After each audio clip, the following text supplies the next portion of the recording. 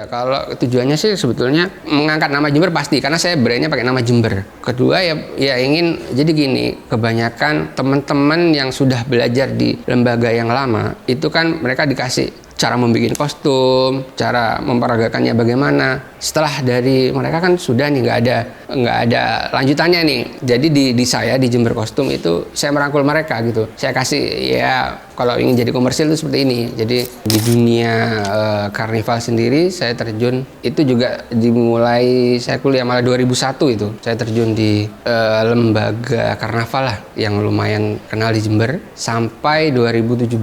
Saya keluar sampai puncaknya itu saya itu ditunjuk untuk mewakili Kanada. Jadi ada lomba semacam Putri Indonesia tapi ini Miss Universe gitu Mas, Miss Grand namanya.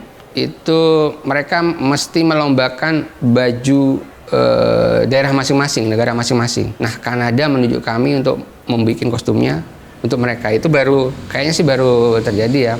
Biasanya misalkan dari Jepang iya pengrajin dari Jepang yang bikin gitu loh. Nah, ini Kanada menunjuk Jember untuk bikin gitu. Dan alhamdulillah kita tuh masuk top 9 kostum terbaik dari 70 negara.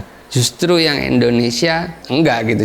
Jadi kita mewakili negara lain untuk bikin gitu Mas. Saya itu bulan Agustus itu sempat bernazar bahwa saya itu pengen banget hasil usaha saya di bulan itu ingin untuk memberangkatkan umroh mertua, karena orang tua saya sendiri udah nggak sehat Mas, nggak mungkin. Jadi mertua, syukuri dan nikmati semua. Hidup itu untuk disyukuri, itu untuk dinikmati, bukan untuk disesali, bukan untuk dicari salahnya apa enggak. Kalau saya sih syukuri, oh hari itu kita dapatnya itu syukuri, hari itu kita menghadapi orang seperti apa syukuri itu yang wajib kita lakukan sih, syukuri dan nikmati.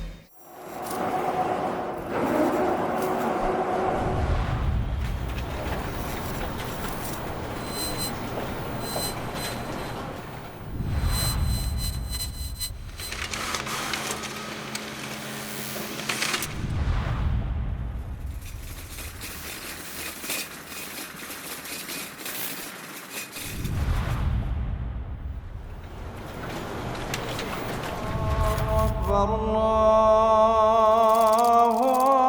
أكبر.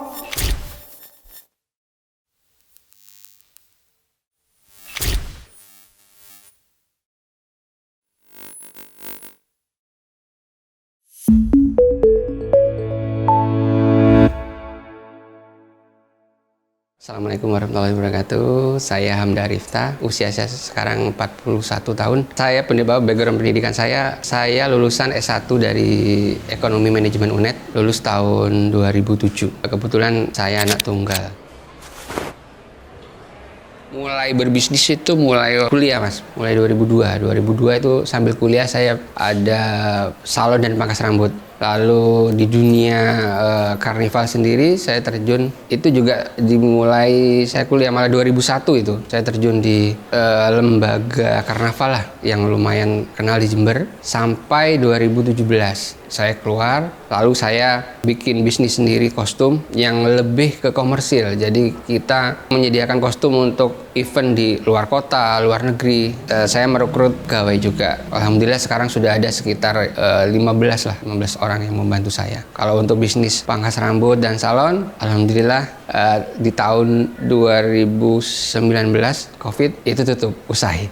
Sempat bisnis di makanan, pecel garahan itu juga berjalan kalau nggak salah 4 atau 5 tahun, usai juga di 2019. Jadi sambil buka salon itu di depan saya jual pecel gitu Mas. Ya lumayan, cuman ya karena pandemi COVID bener-bener semua tutup. Jadi pecel tutup, pangkas rambut tutup.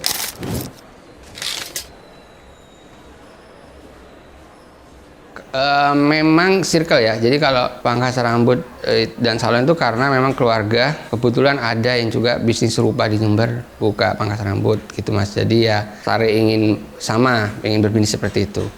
Lalu kalau yang di dunia karnaval sama juga karena kami ini darahnya sebagai founder kegiatan karnaval terbesar di Indonesia pertama gitu. Jadi otomatis keluarga pasti ada di dalamnya begitu Mas. Termasuk saya pernah menjadi talent, saya pernah jadi di manajemennya sampai 2017 saya memutuskan keluar sendiri itu.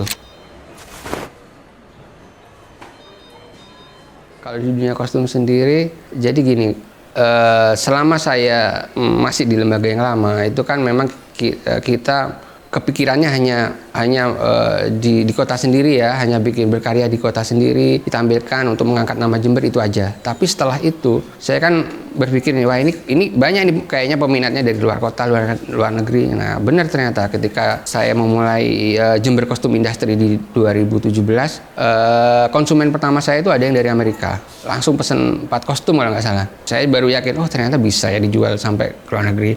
Lalu keluar kota pun begitu, banyak sekali request dari kota-kota yang kepingin punya event seperti di Jember. Akhirnya mengajak kami untuk kolaborasi gitu. Jadi kostum dari kita, acaranya dari mereka, atau mereka minta konsep bikin acara seperti di Jember, itu sering gitu Mas. Sampai puncaknya itu saya itu ditunjuk untuk mewakili Kanada. Jadi ada lomba semacam Putri Indonesia, tapi ini Miss Universe gitu Mas, Miss Grand namanya. Itu mereka mesti melombakan baju daerah masing-masing, negara masing-masing. Nah, Kanada menunjuk kami untuk membuat kostumnya untuk mereka. Itu kayaknya sih baru terjadi ya. Biasanya misalkan dari Jepang, iya pengrajin dari Jepang yang bikin gitu. Nah, ini Kanada menunjuk Jember untuk bikin gitu. Dan alhamdulillah kita tuh masuk top 9 kostum terbaik dari 70 negara. Dan Kanada selama sejarahnya ini belum pernah masuk 15 besar aja nggak pernah. Nah, ini masuk 10 besar ya, alhamdulillah gitu. Itu sih puncaknya. Sampai akhirnya terulang kemarin ketika event itu diadakan di Vietnam, Kanada menghubungi kami kembali, ya kami bikin kostum untuk mereka, ditampilkan di Vietnam mewakili Kanada. Justru yang Indonesia enggak gitu. Jadi kita mewakili negara lain untuk bikin gitu Mas. Nah, ini ada juga Yunani, saya juga pernah bikin. Ya sama untuk ajang seperti itu, cuman kalau itu dikirim, jadi bukan kita yang datang, jadi dikirim. Nah kalau yang Kanada itu kita mesti datang, mesti makein, itu sih puncaknya.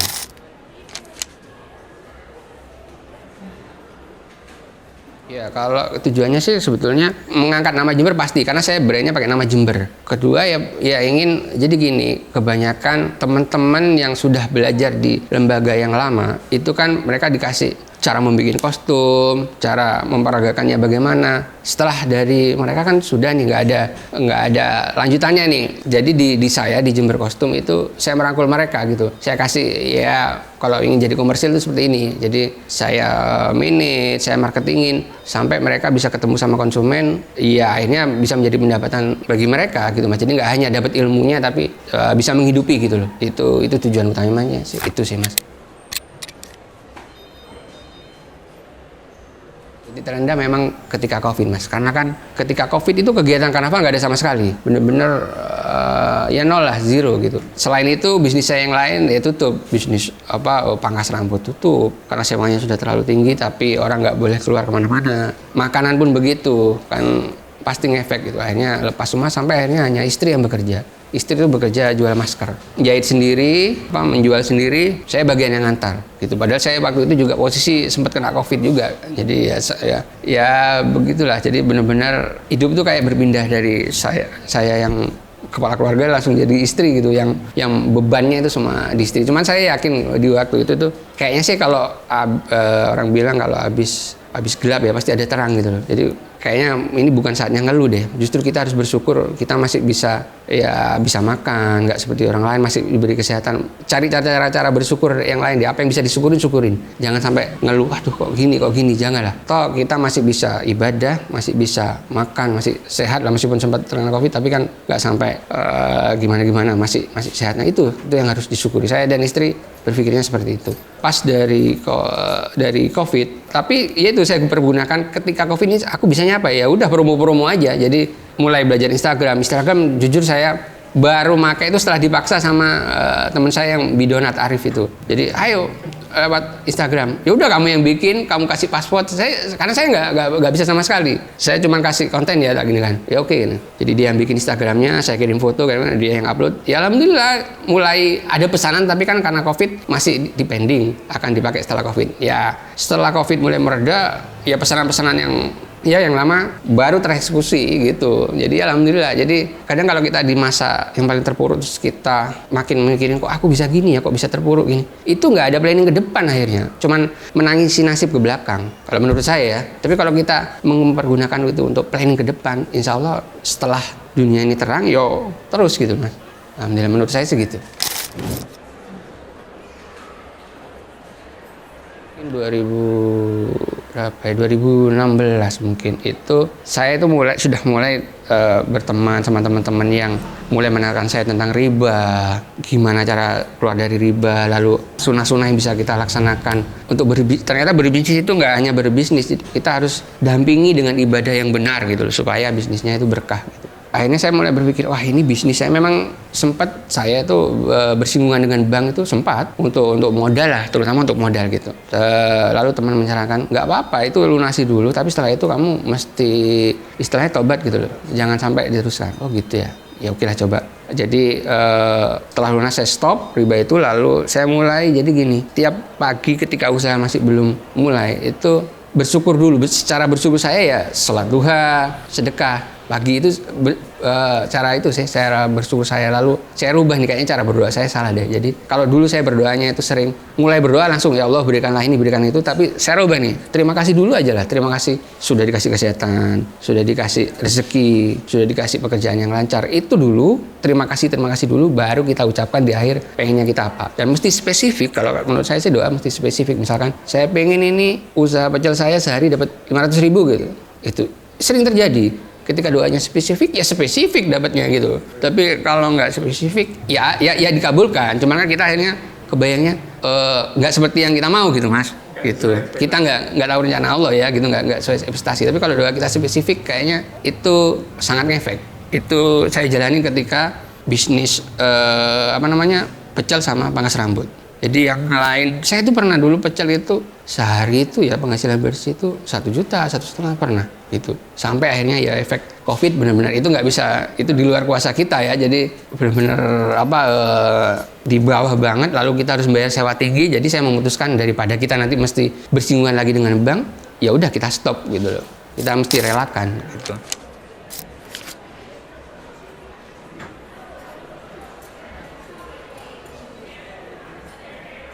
Dulu tergiur teman-teman yang bisnisnya cepat naik. Misalkan, wah aku udah punya 2 cabang ini. Oh aku ini udah bisa sewa tempatnya lebih bagus nih gini. Nah, itu. Jadi apalagi ada bank yang tanpa agunan. Kok bisa ya? Saya yang masih kuliah ini bisa dapat ini, ya udah ambil. Ternyata ya justru ya oke, maksudnya secara modal punya, tapi ya saya pikir belakangan itu, oh iya dulu ternyata habis ambil bank itu, misalkan pegawai saya tiba-tiba SDM-nya dari 5 ternyata keluar 3, untuk ini sulit. Ini padahal sebelum itu ya jalan dengan segitu aja jalan gitu loh pegawai, malah lebih kelihatan dapatnya. Tapi ketika aku push dengan harus nambah peralatan, harus nambah ini, kok enggak seperti yang kita mau ya. Kayaknya sih kalau saya ini lagi ya sampai 5-nya, kayaknya ini aku nggak boleh melangkahi apa yang Allah mau deh. Maksudnya kalau aku dapat segitu aku nggak bersyukur, tapi malah mintanya kurang ini segini gitu. Padahal mestinya segitu syukurin dulu nanti kalau udah bersyukur pasti ditambah deh. Kalau saya pikir belakangan seperti itu. Makanya ya alhamdulillah, bahkan sampai sekarang pun saya terapkan ke istri, ke teman, ke saya sendiri pun. Ya banyak kan sekarang kita beli online mau pay later atau gimana. Menurut saya itu bagian dari riba ya. Ketika kita punya uang tunai, kenapa nggak kita bayar aja langsung gitu. Itu sih sering saya gitu. Ini salah satu ini juga ya. Saya tuh dari dulu kepingin iPhone karena itu kan buat kerja mas. Saya kan butuh supaya hasilnya bagus gini. Tahan lah. Ada yang ayo kredit gini. Nggak tahan lah. Sampai akhirnya ya sekarang alhamdulillah saya dapat proyek gede. Kayaknya mudah banget untuk beli. Oh kayak gini ternyata caranya gitu. Jadi ya riba itu sabar dan ya riba itu godaan, sebetulnya hanya godaan, tergantung kita menyikapi gitu. Nggak lama kok Allah ngasih apa yang kita mau, asal kita sabar.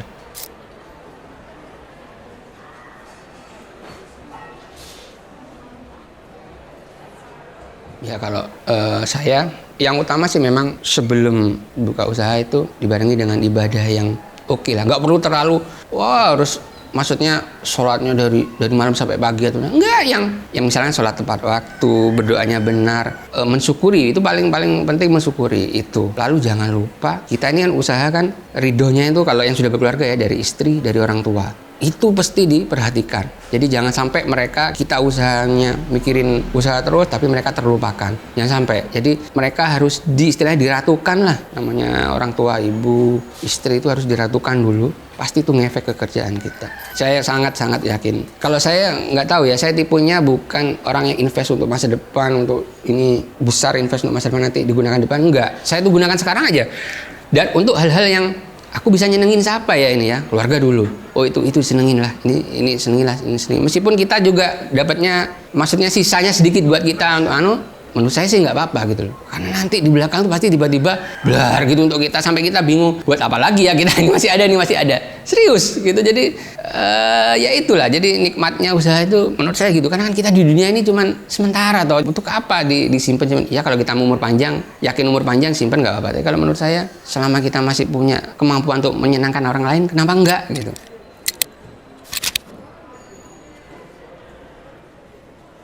Saya itu bulan Agustus itu sempat bernazar bahwa saya itu pengen banget hasil usaha saya di bulan itu ingin untuk memberangkatkan umroh mertua. Karena orang tua saya sendiri udah nggak sehat mas, nggak mungkin. Jadi mertua, karena mertua juga sangat mengharapkan. Memang nggak pernah bilang ke saya, tapi saya dengar ceritanya bahwa dia pernah kena ketipu biro umroh, pernah ikut kuis-kuis supaya bisa umroh. Saya pengen banget gitu loh. Bahkan dia ikut pengajian khusus orang umroh, padahal dia masih belum punya gitu loh. Lalu saya bilang ke istri ini, nanti kalau ada rezeki lebih umrah kan, ya terserah. Istri jawabnya gitu, oke. 2 minggu setelah itu ada tetangga ke rumah, mas mau nggak ini ada umroh, itu cuma 15 juta. Ini saya bonus mas, jadi monggo kalau mas mau berangkat umroh. Nah, saya masih belum punya saldo segitu mas, jauh di bawah 10 masih uang saya. Lalu saya bilang, saya mau sih mas, cuman ini pelunasannya kapan? Pelunasannya 2 minggu lagi mas. Nggak apa-apa, sampean ini dulu, maksudnya tanda jadi gitu. Ya udah, saya tanda jadi dulu. Saya tanda jadi dulu, belum kepikiran nih mencari uang di mana untuk selama 2 minggu untuk melunasi itu. Ternyata mungkin Allah mencukupkan ya, selama 2 minggu itu orderan banyak nih, cukup nih untuk melunasi itu. Ya oke, berangkatlah akhirnya berangkat mertua. Lalu saya posting fotonya lagi umroh gitu. Ada teman nih komen, wah semoga Mas Hamda bisa menyusul ini untuk umroh. Saya jawab iseng, amin, semoga bisa show plus ibadah nantinya. Dia juga jawab amin gitu.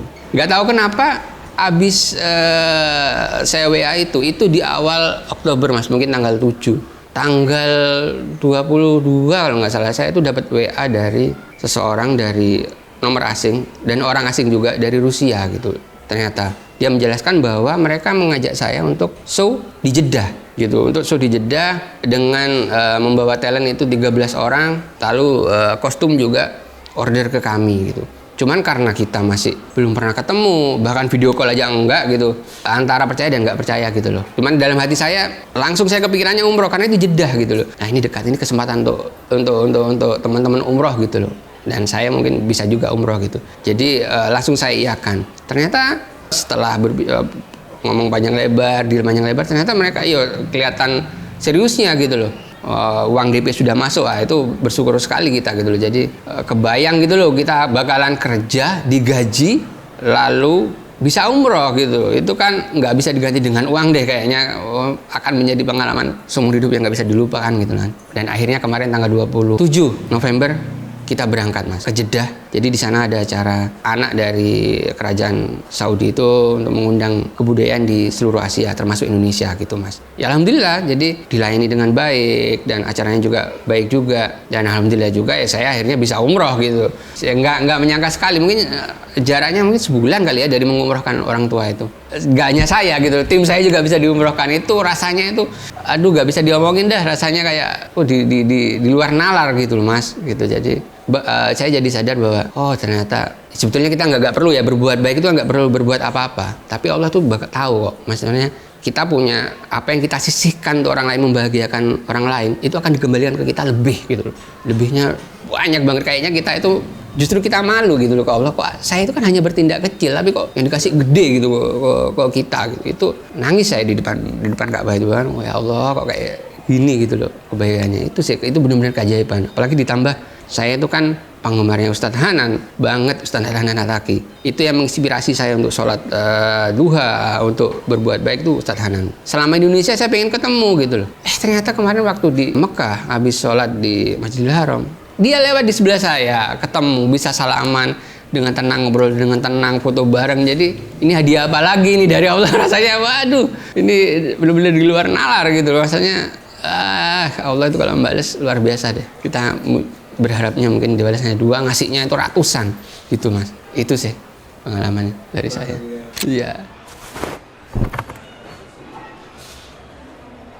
Ya harapan kedepannya sih saya lebih banyak bisa punya pegawai-pegawai yang bisa saya angkat secara ekonomi sih mas, karena memang sebagian besar yang kerja di saya sekarang itu ada yang punya anaknya penjual bensin, ada yang orang anak putus sekolah, ada yang hanya juga lalapan gitu mas. Tapi alhamdulillah mereka sekarang secara materi udah lumayan lah, apalagi mereka sudah bisa umroh semua. Itu saya ke depan kepengennya semakin banyak saya bisa menyenangkan orang banyak dengan Jember Kostum Industry ini. Nggak hanya pegawai, mungkin dengan hasil dari ini misalkan pengrajin-pengrajin tukang las atau toko-toko kecil penjual peralatan karnaval itu juga terangkat sih itu mas. Dan yang pasti nama Jember juga terangkat ke dunia, ke Indonesia, itu juga terangkat. Tujuan utamanya sih syukuri dan nikmati. Semua hidup itu untuk disyukuri, untuk dinikmati, bukan untuk disesali, bukan untuk dicari salahnya apa enggak. Kalau saya sih syukuri, hari itu kita dapatnya itu syukuri, hari itu kita menghadapi orang seperti apa syukuri itu yang wajib kita lakukan sih, syukuri dan nikmati.